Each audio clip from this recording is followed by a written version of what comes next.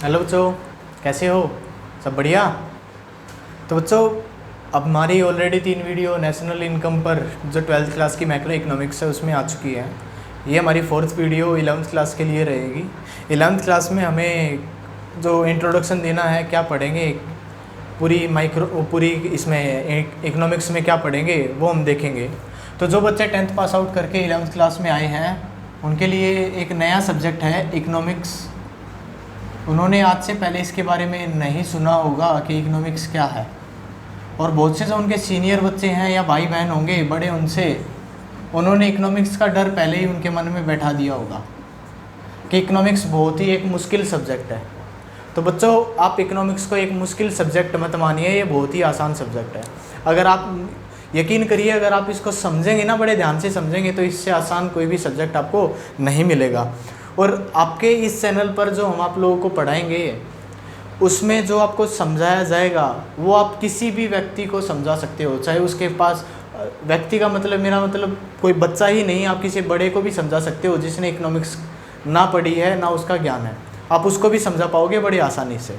तो जो 10th pass out करके जो 11th क्लास में जो बच्चे आए हैं उनके लिए इकोनॉमिक्स का डर ना रहे, इकोनॉमिक्स बहुत ही आसान लगेगी उनको, उसके लिए आप चैनल से बने रहिए, बार बार वीडियो को देखते रहिए, चैनल को सब्सक्राइब कीजिए, बेल आइकन को दबाइए। जब भी कोई नई वीडियो चैनल पर डलेगी तो आपको उसका नोटिफिकेशन मिल जाएगा। जो भी आपके दोस्त भाई बहन जो भी 11th या 12th क्लास में हैं उनको चैनल का लिंक शेयर कीजिए, सभी को चैनल से जुड़ने के लिए बोलिए। तो बच्चों, हम अपना आज की क्लास स्टार्ट करेंगे। आज की क्लास में हम बस ये देखेंगे कि हमें 11th क्लास में पढ़ना क्या है। बच्चों, हम क्यों देखेंगे ये चीज़ें? अगर हमें पहले ही पता लग जाता ना कि हमें पढ़ना क्या है तो चीज़ें हमारे लिए बहुत आसान हो जाती हैं। जैसे आपको मैं बता दूं, अगर एग्जांपल लूं आपके मोहल्ले का, आपको अपने मोहल्ले की हर एक गली का पता है कि वो गली कहाँ से कहाँ जाती है। आपको अपनी गली कहीं भी किसी भी गली में अगर आपको छोड़ दिया जाए तो आप अपने घर में आसानी से पहुँच जाओगे, क्योंकि आपको वहाँ का सब कुछ अता पता मालूम है। ऐसे ही जो हम पढ़ने वाले हैं, अगर उसको आपको पहले से ही पता होगा ना कि हमें क्या पढ़ना और कहाँ तक पढ़ना और क्यों पढ़ना है, तो वो चीज़ें आपको पढ़ने में बहुत आसान हो जाएंगी। तो हम पहले वही देखें कि हमें पढ़ना क्या है। उससे पहले कि इकोनॉमिक्स हमें क्यों पढ़ाई जाती है हम वो देखेंगे। जैसे आपको बोला जाए हिस्ट्री क्यों पढ़ते हैं हम, पता है ना, पास्ट के बारे में बताती है। हम ज्योग्राफी पढ़ेंगे, वो भी पता है, भौगोलिक स्थिति, ज्योग्राफिकल स्ट्रक्चर कैसा है उसके बारे में पढ़ाएगी। मैथ पढ़ाऊंगा आपको तो आपको भी पता है कि भाई मैथ में जमा घटा गुना भाग ये चीज़ें होने वाली हैं, पता लग जाता है, आइडिया हो जाता है कि हम क्या पढ़ेंगे। लेकिन इकोनॉमिक्स नाम से क्लियर नहीं होता कि हमें क्या पढ़ना है। तो पहले इकोनॉमिक्स के नाम को क्लियर करेंगे कि इकोनॉमिक्स का मतलब क्या है, उसके बाद अपना सिलेबस देखेंगे। तो एक एग्जाम्पल से शुरुआत करेंगे, इसका मीनिंग समझाऊंगा आपको। हम बुक की लैंग्वेज में बिल्कुल भी नहीं चलेंगे, लैंग्वेज अपनी बनाएंगे और बुक से कनेक्ट करेंगे। आप एग्जाम में लिखोगे 101% आपके पूरे के पूरे नंबर मिलेंगे, और आपको ट्रिपल डिजिट मार्क्स में रहना है, ना कि 2 डिजिट में। तो कोई भी बच्चा ट्रिपल डिजिट में नंबर लेके आता है ना तो वो याद रहता है हमेशा। बहुत से बच्चों के अभी तक आए हैं, लेकिन जो 2 डिजिट में है वो रेयर चांसेस है दिमाग में रह जाए। तो कोई भी बच्चा अगर आप ये बढ़ना चाहता है ना तो टारगेट करो ट्रिपल डिजिट नंबर। कभी भी टारगेट मत करो मैं 80% लूँगा, मैं 90+ लूँगा, मैं 95 लूँगा, तो कभी भी टारगेट मत करो। आप हमेशा टारगेट कीजिए आपके मार्क्स ट्रिपल डिजिट में आने चाहिए, और ट्रिपल डिजिट एक ही है 100 मार्क्स। 2 डिजिट तो 99 के भी आएंगे और 10 के भी आएंगे, तो उसमें कोई बड़ी बात नहीं है 2 डिजिट में रहना। ट्रिपल डिजिट में रहोगे तो यूनिक कहलाओगे। क्लियर? तो एग्जाम्पल से शुरुआत करेंगे, इकोनॉमिक्स का मतलब क्या है। एग्जाम्पल लेता हूँ मैं, एक ज़मीन का टुकड़ा था हमारे पास, एक लैंड है, मैंने आपको वो ज़मीन का टुकड़ा दे दिया। आप उससे क्या कमाना चाहोगे? पैसा कमाना चाहोगे। कोई भी व्यक्ति अगर उसके पास कोई भी चीज़ है उससे क्या कमाना चाहता है? पैसा कमाना चाहता है। तो उस ज़मीन के टुकड़े का आप क्या करोगे? यूज़ करोगे, और यूज़ करने के बाद उसके से क्या कमाओगे? पैसा कमाओगे। अब बात आ गई यूज़ करोगे, प्रयोग करोगे। अब कौन सा प्रयोग करोगे? तो बहुत से अलग अलग आदमियों के अलग अलग इस पे पॉइंट ऑफ व्यू हो सकते हैं, अलग अलग विचार हो सकते हैं कि भाई मैं तो खेती करूँगा, खेती से पैसा कमाऊँगा। एक बोला नहीं, मैं तो यहाँ किराए के लिए मकान बनाऊँगा, किराए के लिए फ्लैट टाइप बनाऊँगा और किराए पर चढ़ाऊँगा, किराए से पैसा कमाऊँगा। एक बोला नहीं, मैं तो यहाँ फार्म हाउस खोलूँगा, एक फार्म हाउस बनाऊँगा, उससे पैसा कमाऊँगा। कोई अलग बोलता है, कोई अपने अलग विचार बोलता है, कोई बोलता नहीं मैं तो यहाँ अपनी कंपनी खोलूँगा, अपनी फैक्ट्री खोलूँगा, उससे पैसा कमाऊँगा। तो हर एक व्यक्ति के अलग अलग विचार हो सकते हैं, लेकिन हर एक का मोटिव एक ही रहता है कि वे पैसा कमाना चाहते हैं। और मोटिव एक ही है, ज़्यादा से ज़्यादा पैसा कमाना चाहते हैं या कम से कम पैसा कमाना चाहते हैं? ज़्यादा से ज़्यादा। यानी कि जो पैसा कमाना चाहते हैं वो चाहते हैं ज़्यादा से ज़्यादा। क्लियर? तो जो भी हमारे पास चीज़ है हम उसका यूज़ करके ज़्यादा से ज़्यादा पैसा कमाना चाहते हैं, और यूज़ बहुत सारे होते हैं उसके, इसलिए बोला जाता है अल्टरनेट यूज़। क्यों अल्टरनेट लिखा मैंने? इस ज़मीन के टुकड़े पर अगर आपने खेती कर ली तो दूसरा काम उस पर आप नहीं कर सकते। जिस एरिया पर खेती हुई है उस एरिया पर दूसरा काम अभी फ़िलहाल नहीं हो सकता। तो इसलिए इसके बहुत सारे यूज़ हैं, एक का यूज़ कर लिया तो दूसरे का नहीं कर सकते, इसीलिए उसका ऐसा यूज़ करेंगे जो हमें मैक्सिमम में पैसा कमा के दे, मैक्सिमम पैसा कमा के दे। तो बच्चों इकोनॉमिक्स हमें यही सिखाती है, जो भी चीज़ हमारे पास है, कोई भी चीज़ हमारे पास है, उससे हमें जो गेन मिले, क्या मिले? गेन मिले, वो मैक्सिमम मिले, ज़्यादा से ज़्यादा मिले। क्लियर? तो इकोनॉमिक्स क्या सिखाती है? जो भी हमारे पास कोई भी चीज़ है, कोई भी चीज़ है, उसका क्या सिखाएगी? ऐसा यूज़ करें जिससे कि गेन, रिटर्न क्या मिले? ज़्यादा से ज़्यादा मिले। अब बुक की लैंग्वेज पे आएंगे उसको, लेकिन धीरे धीरे। जो भी चीज़ हमारे पास है उसको क्या बोला जाता है? रिसोर्स। क्या बोला जाता है? रिसोर्स। हम बच्चों हमारी क्लास इंग्लिश और हिंदी मीडियम दोनों में चलेगी, तो हिंदी मीडियम वाले ये मत लगाना कि इंग्लिश में पढ़ाए जा रहे हैं, नहीं, हिंदी मीडियम दोनों में चलेगी। और मैं टॉपिक के साथ साथ हिंदी वर्ड भी उसका क्या है वो भी आपको बताऊंगा। सब कुछ आपको हिंदी और इंग्लिश दोनों में लिखूंगा। जो भी चीज़ हमारे पास होती है हम उसको क्या बोलते हैं? रिसोर्स, संसाधन। अब एक बार बुक की लैंग्वेज की तरफ आएंगे तो बच्चों जो रिसोर्स और जो संसाधन हैं वो क्या है? लिमिटेड है। क्या है? लिमिटेड है, सीमित है। ज़मीन, जैसे ज़मीन धरती पर क्या, पृथ्वी पर क्या है? लिमिटेड है या नहीं है? हर व्यक्ति चाहता है मेरे पास 100 एकड़ ज़मीन हो, लेकिन क्या ऐसा पॉसिबल है? नहीं, ऐसा पॉसिबल नहीं है। तो कोई भी ऐसी चीज़ आप ले सकते हो, रिसोर्स, सब कुछ क्या है? लिमिटेड है। अनलिमिटेड तो नहीं है ना, सब कुछ क्या है? लिमिटेड है। तो जो रिसोर्स है वो क्या है? लिमिटेड। और उनके जो यूजेस हैं वो कैसे हैं? अल्टरनेट यूज है। क्लियर हुआ? दूसरा, हमारी जो नीड्स हैं, ज़रूरतें हैं, वो क्या है? अनलिमिटेड, असीमित। जैसे अभी आपकी ज़रूरत बोला ना, कि अगर किसी व्यक्ति के पास 100 एकड़ ज़मीन होगी ना तो वो क्या सोचेगा? मेरे पास और ज़मीन होनी चाहिए। उसकी नीड्स, ज़रूरतें कभी भी सीमित नहीं रहेंगी। किसी का भी एग्जाम्पल ले सकते हो, आप अपना एग्जाम्पल ले सकते हो। आप सोच रहे हो फिलहाल मेरे पास उतना पैसा हो, जब आपके पास उतना पैसा आ जाएगा तो आप सोचोगे मेरे पास और ज़्यादा पैसा हो। आप मुकेश अंबानी का एग्जाम्पल ले लीजिए, भारत के जो सबसे अमीर व्यक्ति हैं, उनके पास इतना पैसा होते हुए भी वो और पैसा कमाने के पीछे लगे हुए हैं। उसकी नीड्स क्या होगी? अनलिमिटेड होगी ना, यानी कि ज़रूरतें हमारी कभी भी सीमित नहीं रहेंगी। वो जितना हमें इच्छा है उतना मिल गया तो और इच्छा बढ़ेगी, वो और मिलेगा तो और इच्छा बढ़ेगी। जो हमारी ज़रूरतें वो कैसी हैं? अनलिमिटेड। लेकिन जो नीड्स को पूरा करने वाले जो रिसोर्स हैं, नीड्स किस चीज़ की होगी? रिसोर्स की तो होगी, लेकिन वो क्या है? लिमिटेड है। लिमिटेड होते हुए भी उनका यूज़ कैसा है? अल्टरनेट यूज़ है, बहुत सारे यूजेज है। तो इकोनॉमिक्स ने हमें क्या सिखाया? जो रिसोर्स हैं हमारे वो कैसे हैं? स्केर्स, दुर्लभ। दुर्लभ से मतलब क्या है आपका? सीमित है, लेकिन उनके यूजेस बहुत सारे हैं। एक यूज़ कर लोगे तो दूसरा करना दुर्लभ हो जाएगा, मुश्किल हो जाएगा। तो एक यूज़ कर लोगे तो दूसरा यूज़ करना क्या हो जाएगा? दुर्लभ हो जाएगा, मुश्किल हो जाएगा। तो इसीलिए जो स्केर्स रिसोर्स हैं हमारे पास, उनका हमें क्या करना चाहिए? फुलर यूटिलाइज करना चाहिए। क्या करना चाहिए? फुलर यूटिलाइजेशन करना चाहिए। ये फुलर यूटिलाइजेशन का मतलब क्या हो गया? पूर्ण प्रयोग करना चाहिए। पूरा प्रयोग करेंगे तो हमें जो गेन है वो क्या मिलेगा? मैक्सिमम मिलेगा। तो बच्चों इकोनॉमिक्स हमें यही सिखाती है, जो स्कैर्सिटी ऑफ रिसोर्स हैं या कोई भी रिसोर्स है उसका हम फुलर यूटिलाइज करें, जिससे कि हमें रिटर्न मैक्सिमम से मैक्सिमम मिले। तो यहाँ तक उम्मीद करता हूँ आपको इकोनॉमिक्स का मतलब समझ में आया होगा। अब आगे चलते हैं। इकोनॉमिक्स के साथ साथ बच्चों एक वर्ड और आता है इकोनॉमी। क्या वर्ड आता है?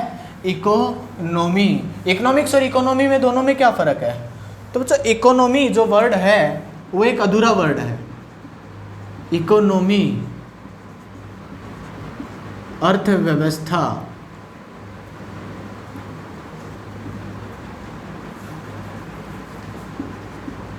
अर्थव्यवस्था, और एक अर्थशास्त्र, दोनों अलग अलग वर्ड। अर्थशास्त्र का तो मतलब आपने समझ लिया कि बेटर यूज कैसे करें रिसोर्स का कि रिटर्न मैक्सिमम मिले, वो सिखाएगी। तो ये इकोनॉमी क्या है? तो सोचो जो रिसोर्स का यूज़ करेंगे वो कोई ना कोई जगह तो होगी ना। जैसे अगर मैं आपको बोल दूं कि इकोनॉमी, तो इकोनॉमी जो मैं वर्ड बोल रहा हूँ आपको तो मैं गलत बोल रहा हूँ। इकोनॉमी अपने आप में एक अधूरा वर्ड है। इस इकोनॉमी के साथ में किसी ना किसी particular union territory, country, state का नाम जुड़ा रहेगा। जैसे मैं बोल दूँ इंडियन इकोनॉमी, भारतीय अर्थव्यवस्था, तो ये भी कंप्लीट वर्ड हो गया। तो जो इंडिया अपने रिसोर्सेज का यूज़ कर रहा है, तो रिसोर्सेज का यूज़ करना किसने सिखाया? इकोनॉमिक्स ने। लेकिन जब इंडिया अपने रिसोर्सेज का यूज़ करेगा तो वो कुछ ना कुछ स्थान होगा। जैसे भारत के अंदर हम उस खेत का यूज़ करते, उस ज़मीन का यूज़ करते, तो हम रिसोर्स यूज़ कर रहे थे भारत के। तो इकोनॉमी क्या है? एक प्लेस है, एक स्थान है जहाँ से लोग पैसा कमाते हैं, अपनी इनकम अर्न करते हैं, आजीविका प्राप्त करते हैं। A place where people can earn their earning, जहाँ से वो अपनी अर्निंग प्राप्त करते हैं, आय प्राप्त करते हैं, वो स्थान होता है अर्थव्यवस्था। अब अर्निंग प्राप्त करने के लिए उसको क्या करना पड़ेगा? यूज़ करना पड़ेगा। किसका यूज़ करना पड़ेगा? रिसोर्स का यूज़ करना पड़ेगा, संसाधन का यूज़ करना पड़ेगा। और वो संसाधन का यूज़ करना किसने सिखाया? इकोनॉमिक्स ने सिखाया। तो आपको उम्मीद करता हूँ क्लियर हुई होगी चीज़। इकोनॉमिक्स हमें रिसोर्सेज का यूज़ करना सिखाएगी, लेकिन उनको अप्लाई इकोनॉमी में किया जाएगा। अप्लाई करेंगे तो पैसा मिलेगा। क्लियर? तो इकोनॉमी क्या है? एक स्थान है जहाँ से लोग पैसा कमाते हैं। पैसा कैसे कमाएंगे? यूज़ करेंगे। किसका यूज़ करेंगे? रिसोर्सेज का। कैसा यूज़ करना, अच्छा करें या बेकार करें, वो किसने सिखाया? वो इकोनॉमिक्स ने सिखाया। क्लियर है ना? तो इकोनॉमिक्स और इकोनॉमी दोनों वर्ड आपके क्लियर हो गए होंगे। तो अभी आगे चलते हैं, अभी देखते हैं हमें पढ़ना क्या है। क्लियर है ना? तो जैसे मैं इकोनॉमिक्स का मतलब समझाया कि रिसोर्सेज का यूज़ करेंगे, रिसोर्सेज का क्या करेंगे? यूज़ करेंगे, जिससे रिटर्न मैक्सिमम से मैक्सिमम मिले। लेकिन ये यूज़ करने वाले थे, जो यूज़ करने वाले थे वो कौन थे? व्यक्ति थे। आप हो सकते हो, मैं हो सकता हूँ, आपकी फैमिली हो सकती है, आपका मोहल्ला हो सकता है, पूरी दिल्ली हो सकती है, पूरी कंट्री हो सकती है। तो जो यूज़ करने वाले जो व्यक्ति थे या जो यूज़ करने वाला जो भी कोई है, उसको दो कैटेगरी में बांटा गया। या तो वो कैटेगरी छोटी होगी, माइक्रो लेवल की होगी, या वो कैटेगरी बड़े लेवल की होगी। छोटी का मतलब मेरा किससे है? माइक्रो लेवल से है, छोटे से है। मैक्रो का मतलब मेरा बड़े लेवल से है। तो यूज़ करने वाले आप होंगे तो आपका पूरे देश के सामने छोटा सा लेवल है, मेरा भी पूरे देश के सामने क्या है? छोटा सा लेवल है। आपके पूरे मोहल्ले का पूरे देश के सामने क्या है? छोटा सा लेवल है। अब पूरी दिल्ली का लगा लीजिए, पूरी दिल्ली का पूरे देश के सामने कैसा लेवल है? छोटा सा लेवल है। क्लियर है ना? तो जो भी छोटा लेवल होगा, जो माइक्रो यूनिट होंगी, वो सभी हम माइक्रो इकोनॉमिक्स 11वीं क्लास में पढ़ेंगे। और जो भी बड़ी यूनिट होगी, जैसे पूरे देश की बात कर रहे हैं हम, पूरे देश के सामने जो प्रॉब्लम आएंगी, पूरा देश कैसे रिसोर्सेज का यूज़ कर रहा है, अच्छा कर रहा है या बेकार कर रहा है, बेकार करेगा तो क्या होगा, अच्छा करेगा तो क्या होगा, वो सारी चीज़ें हम मैक्रो में पढ़ेंगे, जो कि हमें 12th क्लास में पढ़ाई जाएगी। तो ये क्लास चल रही है हमारी 11th क्लास की, तो हम बात करेंगे सिर्फ माइक्रो की। मैक्रो की बात हम 12th क्लास में करेंगे। क्लियर है ना? तो अभी माइक्रो में हमें क्या पढ़ना है वो देखते हैं। क्लियर? तो माइक्रो यूनिट और मैक्रो यूनिट हम पढ़ेंगे। अभी देखनी है हमें माइक्रो इकोनॉमिक्स। क्या देखनी है? Micro economics. व्यष्टि अर्थशास्त्र, इसमें हम कंप्लीट क्या पढ़ेंगे वो देखेंगे अब। तो बच्चों जो माइक्रो छोटे लेवल की जो यूनिट है ना, वो सिर्फ 3 ही कैटेगरी में बनाएगी। इस 3 कैटेगरी से आपकी पूरी बुक बना दी। देखो कैसा जुल्म उठाया आप लोगों के ऊपर। सिर्फ 3 ही चीज़ें थी और पूरी बुक बना डाली। और वो 3 चीज़ें बहुत आसान हैं। 2 तो मैं आपको बता चुका हूँ और तीसरी भी आपको पता है। यहाँ से 80% आपको ऑलरेडी पता है, बस 20% मुझे वो निकाल के थोड़ा सा उसमें मॉडिफाई करके आप लोगों को वापस देना है। क्लियर है ना? तो जो 3 चीज़ें हम इसमें पढ़ेंगे वो पहला क्या है, कंज्यूमर, उपभोक्ता। देखा, नाम लिखते ही समझ में आ गया ना, अरे ये तो पता है हमें कौन है, कंज्यूमर, आप लोग, हम लोग। क्लियर? दूसरा कौन है, प्रोड्यूसर, उत्पादक, अरे ये भी मालूम है हमें, जो सामान को बेचता है वो प्रोड्यूसर है। तीसरा मार्केट, बाजार, अरे इसके बारे में भी पता है, हम तो डेली जहाँ से सामान खरीद के लाते हैं वो मार्केट है। तो यही 3 चीज़ों के बारे में पढ़ाया जाएगा पूरी माइक्रो में। क्लियर? तो कौन कहता है इकोनॉमिक्स मुश्किल है? अरे बहुत ईजी है, सब्र तो रखो, पेशेंस रखो, सारा सब कुछ आपको समझ में आएगा। तो इतनी अच्छे से समझ में आएगा, आप पढ़ाने लग जाओगे किसी और को। कंज्यूमर, उपभोक्ता। अब उपभोक्ता का मतलब क्या है, पहले तो मतलब देखेंगे, फिर देखेंगे उपभोक्ता के बारे में क्या क्या पढ़ेंगे। उपभोक्ता कौन है? जो वस्तु को क्या करता है, खरीदता है। क्यों खरीदेगा? अरे भूख लगी है, रोटी खरीदनी है, तो खरीद के ले आ भाई, खरीद ला, खा ले, खाएगा तो क्या मिलेगा, सेटिस्फैक्शन मिलेगा। तो जो सेटिस्फैक्शन लेने के लिए वस्तुओं को खरीदेगा, सेटिस्फैक्शन लेने के लिए वस्तुओं को खरीदेगा। जैसे आप फिलहाल जिस मोबाइल में ये वीडियो देख रहे हो, ये क्लास देख रहे हो, वो क्या मोबाइल आपकी ज़रूरत थी, आपने खरीदा, आप सेटिस्फाई हुए। क्लियर? जिस बुक से आप पढ़ रहे हो, आपकी ज़रूरत थी, आपने बुक खरीदी, आप पढ़ रहे हो, आप सेटिस्फाई हुए। जो कपड़े आप लोगों ने पहन रखे हैं, वो ज़रूरत थी, कपड़े खरीदे, पहने, आप सेटिस्फाई हुए। क्लियर है ना? तो अपनी ज़रूरत को पूरा करने के लिए जो वस्तुओं को खरीदेगा वो कौन है, उपभोक्ता है। who consume the goods to satisfy his wants। Clear? जो वस्तुओं का उपभोग करेगा अपनी ज़रूरत को पूरा करने के लिए, वो एक कंज्यूमर है। तो वस्तुओं का प्रयोग करेगा, उनको खरीदेगा, मतलब उनकी मांग करेगा। तो माइक्रो के अंदर एक पहला कॉन्सेप्ट आप लोगों को पढ़ाया जाएगा, मांग। क्या पढ़ाया जाएगा? मांग पढ़ाया जाएगा, जिसको इंग्लिश में डिमांड बोला जाता है। जिसको इंग्लिश में क्या बोला जाता है? डिमांड बोला जाता है। तो डिमांड कॉन्सेप्ट आप लोगों को पढ़ाया जाएगा। दूसरा जो हमें पढ़ना है वो ऑलरेडी मैं आप लोगों को बता चुका हूँ। आपको सेटिस्फैक्शन चाहिए ना, क्या चाहिए? सेटिस्फैक्शन चाहिए, संतुष्टि चाहिए, इसीलिए हम चीज़ों को खरीदेंगे।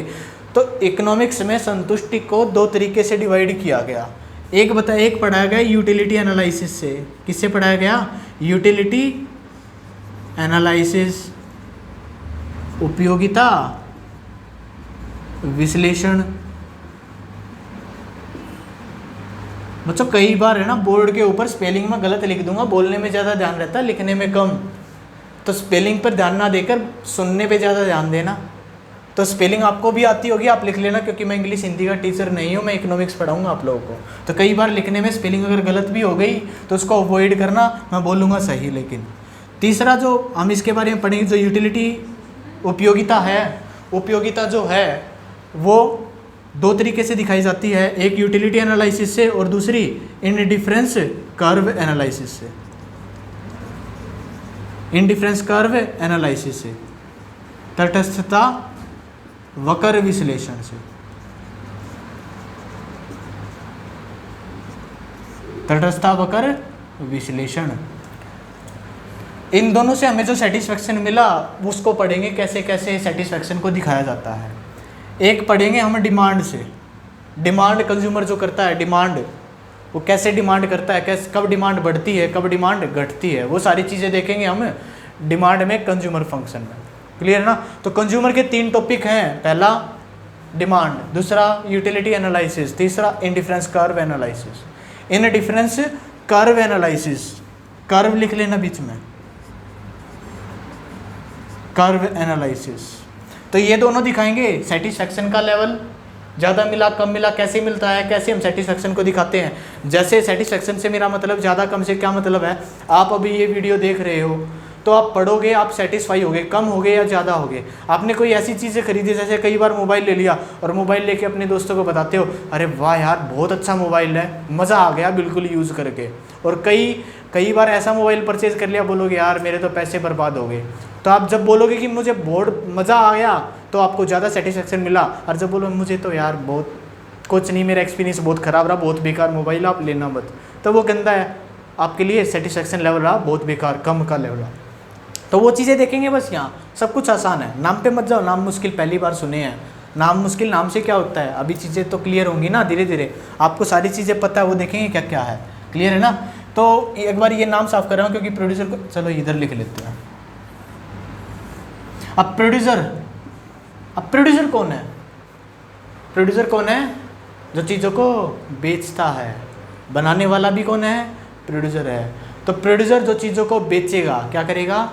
बेचेगा लाभ प्राप्त करने के लिए। क्या प्राप्त करने के लिए? लाभ प्राप्त करने के लिए जो वस्तुओं को बेचता है या बनाता है वो कौन है? प्रोड्यूसर है। क्लियर। तो प्रोड्यूसर प्रॉफिट अर्न करने के लिए, वो प्रोड्यूस और sell the goods to earn profit, to earn profit. वस्तु एवं सेवाओं को बनाता है एवं बेचता है, उनका उत्पादन करता है या बेचता है, लाभ प्राप्त करने के लिए उत्पादक कहलाता है। अब उत्पादक के बारे में क्या क्या पढ़ेंगे माइक्रो इकोनॉमिक्स में। तो प्रोड्यूसर सबसे पहले क्या करता है? चीज़ों का प्रोडक्शन करता है। क्या करता है? प्रोडक्शन करता है। तो एक कॉन्सेप्ट आप लोगों को पढ़ाया जाएगा, प्रोडक्शन फंक्शन, उत्पादन फलन। क्या पढ़ाया जाएगा? उत्पादन फलन। क्लियर। अब प्रोडक्शन करने के बाद उसको चीज़ें बेचनी थी, बेचने से पहले उसको ये तो देखेगा ना कि मेरी लागत कितनी आई है, फिर उसके बाद उसका रेट निर्धारित करेगा, फिर उसको क्या करेगा? बेचेगा। तो दूसरा जो कॉन्सेप्ट पढ़ेंगे हम वो क्या पढ़ेंगे इसमें? Cost analysis. कॉस्ट एनालिसिस, लागत विश्लेषण। क्या पढ़ेंगे? लागत विश्लेषण, कैसे कैसे उसकी लागत आई। क्लियर। अब लागत निकालने के बाद वो चीज़ों को बेच देगा, बेचने से उसको पैसा मिलेगा। जैसे मैंने ये पेन जिस दुकानदार से खरीदा, 50 रुपये मैंने उसको दिए और उसने मुझे ये पेन दिया, ये मार्कर दिया, तो 50 रुपये उसके लिए क्या है? क्या है?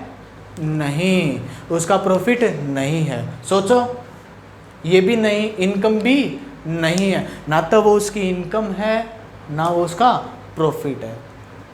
वो क्या है? उसका रिवेन्यू है। क्या है? रिवेन्यू है। रिवेन्यू को हिंदी में बोला जाता है आगम संप्राप्ति।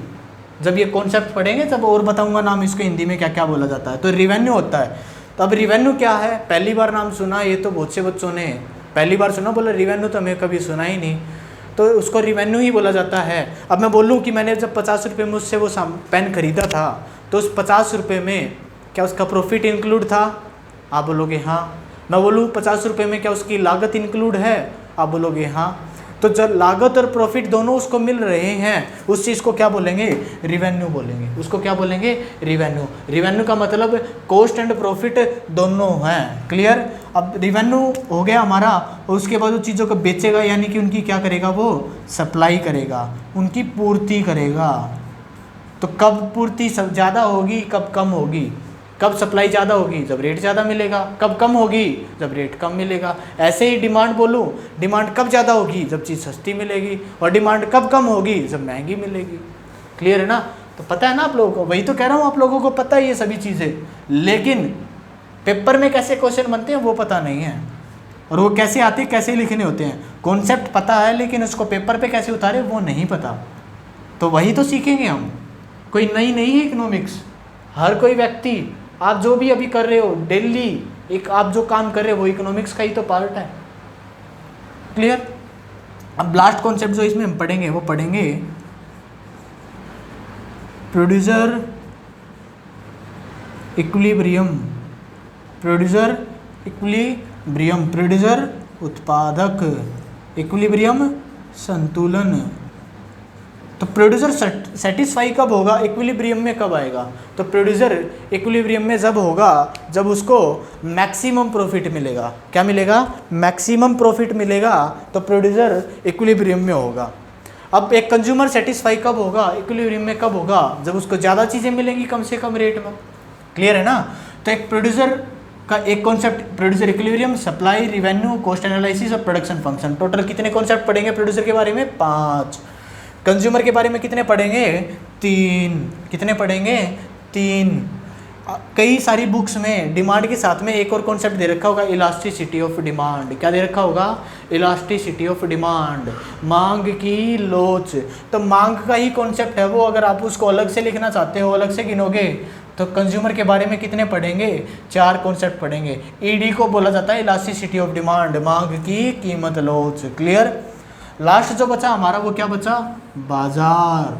अब बाजार क्या है, क्या समझोगे आप, बाजार क्या है, क्या बाजार क्या है, नहीं, बाजार वो स्थान नहीं है जहां पर भीड़ होती है। आप क्या सोचोगे, जो स्थान भीड़ है, जहां भीड़ है वो बाजार है, नहीं, गलत है। आपके पास एग्जांपल लूं मैं, एक एरिया है जहां पर सिर्फ एक दुकान है, कितनी दुकान है, एक दुकान है, कितनी दुकान है, एक। और एक ऐसा एरिया है जहां पर इतनी दुकानें हैं। आपके लिए बाजार कौन सा होगा, 99% बच्चे बोलेंगे कि भाई जहां पर इतनी दुकानें हैं वही बाजार है, एक दुकान वाला कहाँ बाजार होता है ना। कुछ बच्चे बोलेंगे कि नहीं दोनों बाजार हैं, जिनको पता है। तो बच्चों दोनों बाजार हैं। बाजार का मतलब भीड़ बिल्कुल भी नहीं होता। बाजार एक्चुअल में कोई स्थान ही नहीं है, वो स्थान बनाया प्रोड्यूसर ने और कंज्यूमर ने मिलकर बनाया, दोनों ने मिलकर क्या बनाया, बाजार बनाया। कैसे, अब एक स्थान है जहाँ पर कोई चीज़ें बेचने आया, तो वो कौन है, प्रोड्यूसर है। अगर वहाँ कोई खरीदने वाला नहीं होगा तो आप बाजार बोलोगे उसको, नहीं ना। तो अगर वहाँ पर खरीदने वाला भी और बेचने वाला भी है तो वो स्थान कहलाता है बाजार। वहाँ पर कोई भी नंबर मैटर नहीं करता कि बेचने वाला 1 है, 10 है, 50 है या करोड़ है या अनलिमिटेड है। ऐसे ही खरीदने वाला भी मैटर नहीं करता, 1 है, 2 है, 10 है, 20 है, 50 है, 100 है, लाख है, कोई भी मैटर नहीं करता। बेचने वाला भी एक, खरीदने वाला भी एक, वो भी स्थान क्या कहलाएगा, बाजार कहलाएगा। तो बाजार का मेरा मतलब है कि वो स्थान जहाँ पर बेचने वाला और खरीदने वाला दोनों डीलिंग करने लग जाते हैं, एक सामान बेचने लग जाता है और एक सामान खरीदने लग जाता है, वो स्थान कहलाता है मार्केट। अब मार्केट के बारे में पूरा कंप्लीटली डिटेल से पढ़ेंगे। उसमें हम पहला कॉन्सेप्ट क्या पढ़ेंगे, फॉर्म्स ऑफ मार्केट। क्या पढ़ेंगे, फॉर्म्स ऑफ मार्केट, बाजार के रूप। क्या पढ़ेंगे, बाजार के रूप। दूसरा पढ़ेंगे मार्केट इक्विलिब्रियम। क्या पढ़ेंगे, मार्केट इक्विलिब्रियम, बाजार संतुलन। क्या पढ़ेंगे, बाजार संतुलन। बाजार कब सेटिस्फाई होगा, तो बाजार तो सेटिस्फाई होता ही नहीं। बाजार में 2 हैं, ये दोनों, जब ये दोनों सेटिस्फाई तो बाजार सेटिस्फाई। खरीदने वाला बोला ओहो मज़ा आ गया, मैं सामान गया था उतना खरीदने, इतने रुपए घर से लेकर उससे ज़्यादा ले आया, अरे यार बहुत अच्छी मार्केट है, आप भी जाना वहाँ से खरीद के लेके आना, ये सेटिस्फाई। प्रोड्यूसर, अरे यार बहुत अच्छी जगह है, मैं सोच के गया था इतना प्रॉफिट, मुझे हुआ इतना प्रॉफिट, तो ये भी सेटिस्फाई। जब दोनों सेटिस्फाई होंगे तो बाजार सेटिस्फाई होगा। अब दोनों एक जगह बैठेंगे तब उस चीज़ को पढ़ेंगे आराम से। उससे पहले प्रोड्यूसर पढ़ना पड़ेगा पूरा, कंज्यूमर पढ़ना पड़ेगा, उसके बाद ही हम जंप लगाएंगे मार्केट के ऊपर। क्लियर। ये तो सारे कॉन्सेप्ट आप लोगों को, जैसे 4 कॉन्सेप्ट, ये 5, ये 9 और 2 ये 11, तो 11 चैप्टर लगभग आपकी बुक में बना रखे होंगे। और एक चैप्टर माइक्रो इकोनॉमिक्स का, 1 या 2 चैप्टर इंट्रोडक्शन दे रखा है। 1 से 2 चैप्टर में इंट्रोडक्शन समझा रखा है कि माइक्रो इकोनॉमिक्स है क्या। तो जब भी मैं आप लोगों को दे रहा हूँ वो इंट्रोडक्शन ही है, लेकिन कंप्लीट नहीं है, अभी अधूरा दे रहा हूँ। कंप्लीट तब दूंगा जब थोड़ा बहुत मैं उसके बारे में ऑलरेडी आपको बता चुका हूँ, तब आपको क्या लगेगा, इंट्रोडक्शन और भी आसान लगेगा। आसान अब भी लगेगा, लेकिन जब और भी ज़्यादा आसान लगेगा, तो जब और ज़्यादा आसान लगने वाला है तो हम तभी करेंगे। उससे पहले हम एक बार थोड़ा बहुत कंज्यूमर के बारे में पढ़ेंगे, थोड़ा बहुत प्रोड्यूसर के बारे में पढ़ेंगे, तो उसके बाद थोड़ा बहुत मार्केट के बारे में पढ़ेंगे। उसके बाद अपने आप पता लग जाएगा इंट्रोडक्शन में हम क्या पढ़ने वाले हैं। और बीच में नहीं तो जब कंज्यूमर और प्रोड्यूसर के बारे में हल्का फुल्का हम जान चुके होंगे, तब बीच में एक बार इंट्रोडक्शन भी देख लेंगे क्या है, कौन सी आफत आ रही है। बहुत आसान टॉपिक है। क्लियर है ना। तो अभी तक आप लोगों को पता लग गया होगा कि हमें क्या पढ़ना है। जो भी अगली क्लास होगी हमारी, अगली क्लास में जो कॉन्सेप्ट स्टार्ट करेंगे हम, वो स्टार्ट करेंगे डिमांड से। तो हमारा पहला टॉपिक कौन सा होगा, डिमांड। तो बच्चों बने रहिए हमारे इस चैनल से, आप लोगों को सारी वीडियोस टाइम टू टाइम मिलेंगी। आपके जितने भाई बहन हैं आप उनको जोड़िए, चैनल से जुड़ने को बोलिए, जितने फ्रेंड्स हैं उनको भी बोलिए, लिंक शेयर कीजिए। क्लियर। आपको वीडियो अच्छी लगी होगी, लाइक कीजिए, चैनल को सब्सक्राइब कीजिए और बेल आइकन को दबाना ना भूलें, क्योंकि जब भी नई वीडियो आएगी चैनल पर तो आपको लिंक तभी मिल जाएगा और आप उस वीडियो को देख पाओगे। तो अगर वीडियो समझ में नहीं आ रही है, कोई सी टॉपिक में डाउट है, तो नीचे कमेंट सेक्शन में आप अपना डाउट डालिए, मैं हर एक कमेंट पढ़ूंगा और हर एक का जवाब दूंगा। क्लियर। नोट्स के लिए भी अभी काम चल रहा है, मैं टेलीग्राम पर एक अपना अकाउंट बना रहा हूँ, उसमें जितने भी नोट्स हैं मैं आपके उसमें डाल दूंगा, वहाँ से आप उन नोट्स को आपको प्रोवाइड हो जाएंगे, आप उनसे पढ़ सकते हो। लेकिन अगर मेरी बात मानो तो नोट से पढ़ने की आदत कम से कम डालोगे तो अच्छा रहेगा, क्योंकि हमें टारगेट है ट्रिपल डिजिट मार्क्स, ना कि डबल डिजिट। तो नोट से पढ़ोगे तो रेयर चांस है, rare to be rare 100% marks ले पाओगे, तो नोट से डबल डिजिट में रह जाएंगे। डबल डिजिट आपको पता है कहाँ से कहाँ तक है। तो आपको 100% मार्क्स चाहिए तो मेन प्रेफर करो बुक्स। क्या प्रेफर करो? बुक्स, क्योंकि बुक्स में जो कॉन्सेप्ट है ना वो 200% है। बुक्स में कॉन्सेप्ट 200% है, नोट्स में 100% ही मिलेगा। तो नोट्स चाहे मेरे हों या किसी और अदर टीचर्स के हों, तो नोट्स को अवॉइड करो। नोट्स सिर्फ आसान भाषा में एक्सप्लेन किए जाते हैं जो कि आपको बुक में भी मिलेगी। तो बुक को रीडिंग करने की हैबिट डालिए, क्योंकि आगे चल के आपको ग्रेजुएशन भी करनी है, मास्टर्स भी करनी है। अगर आप नोट से पढ़ोगे ना तो आपके पास वर्ड की कमी रह जाएगी। कई बार पेपर में बैठ के हम सोचते हैं ना, यार और क्या लिखूँ इसमें, मेरे को समझ नहीं आ रहा, तो वो वर्ड की कमी है। वो वर्ड की कमी आपकी कंप्लीट हो जाएगी अगर आप पढ़ना कहाँ से स्टार्ट कर दोगे? बुक से स्टार्ट कर दोगे। क्लियर है ना? तो बच्चों आज की क्लास यहीं ख़त्म करते हैं अपनी, मिलेंगे अगली क्लास में। Okay bye, thank you.